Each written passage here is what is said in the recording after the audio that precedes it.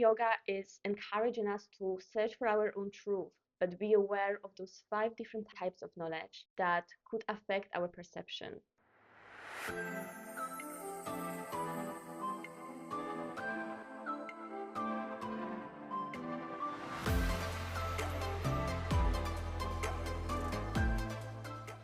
So one, there is right knowledge, which is correct knowledge, which is direct perception, direct experience. We've seen it, we've seen fire, so there was a fire. It's an objective, direct experience, not affected by any emotional states.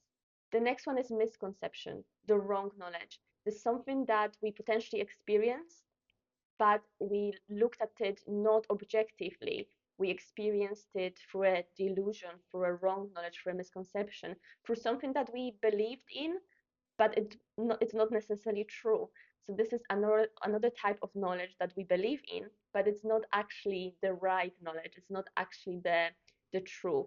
It's a false understanding.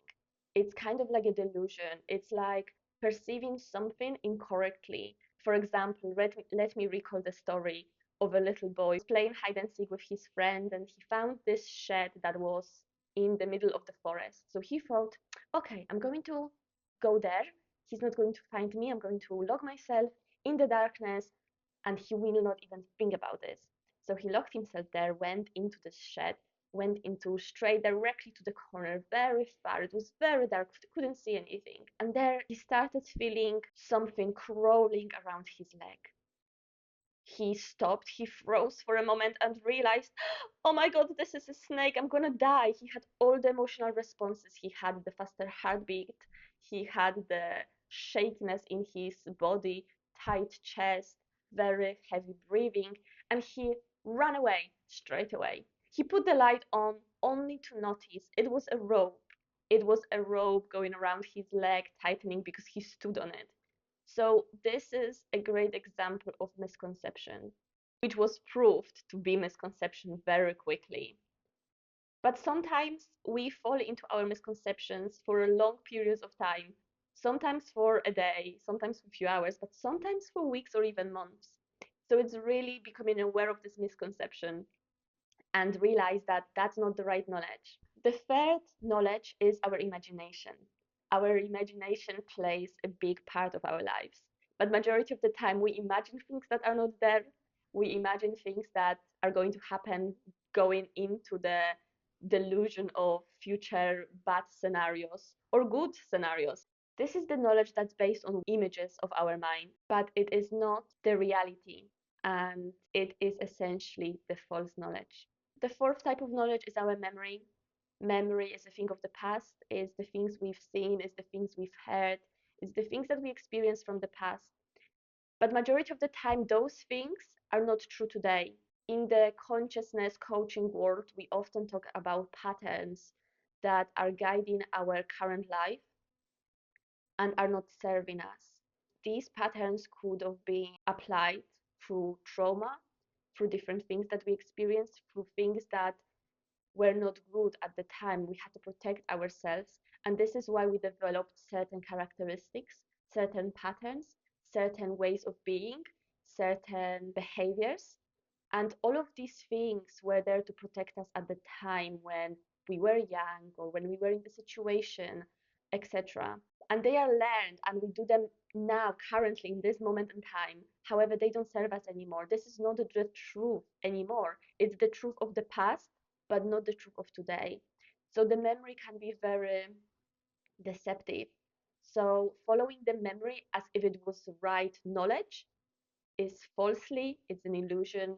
You shouldn't be doing that. This also applies to looking at someone today based on the memory from the past. It goes both ways. Sometimes someone did something very good to us, he or she made us feel a certain way. They gave us respect, they gave us amazing things, they gave us loads of good, right?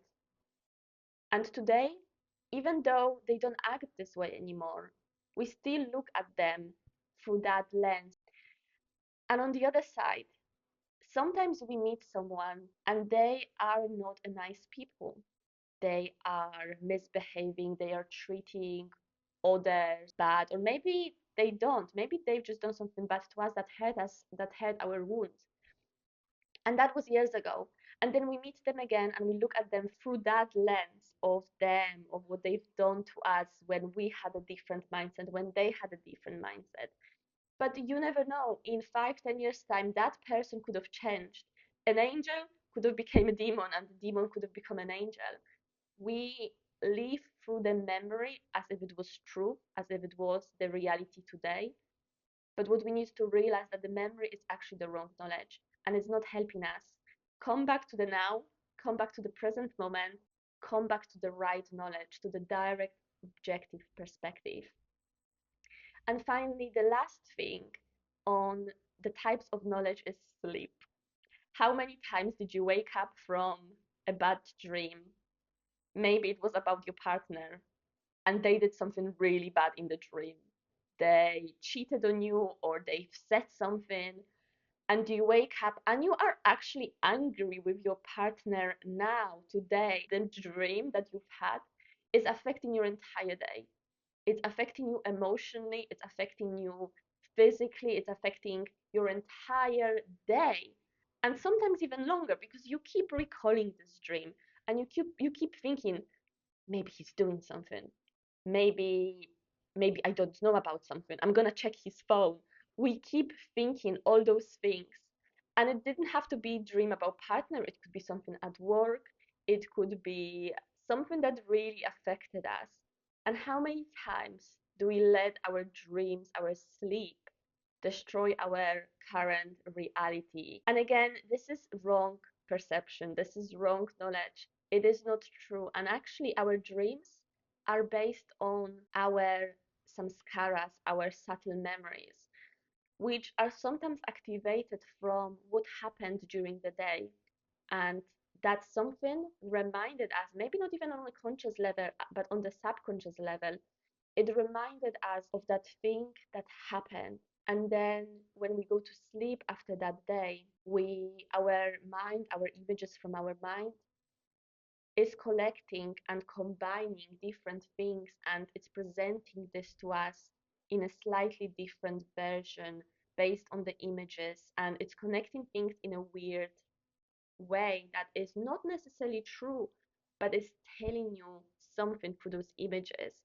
So the dreams are there to guide us sometimes, but we should look at them objectively, not in a way that is affecting our reality today, but in a way that perhaps it's telling me something about something I haven't fixed in myself from the past.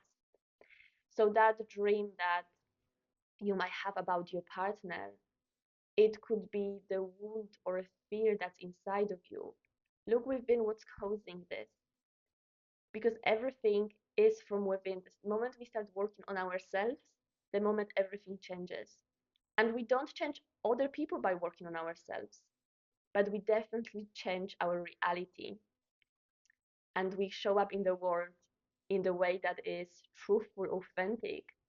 And when we follow the right knowledge, not the wrong knowledge, we can truly cultivate truth in our life because we see reality for what it really is, not through this colored lens of our emotions, patterns, and things that are affecting us on a more emotional level. I hope you enjoyed this video. And if you want to learn more about philosophies and wisdom and consciousness and how to question yourself, how to work on your mental aspects and cultivate the willpower, then hit subscribe, like this video, and make sure you leave the comment below.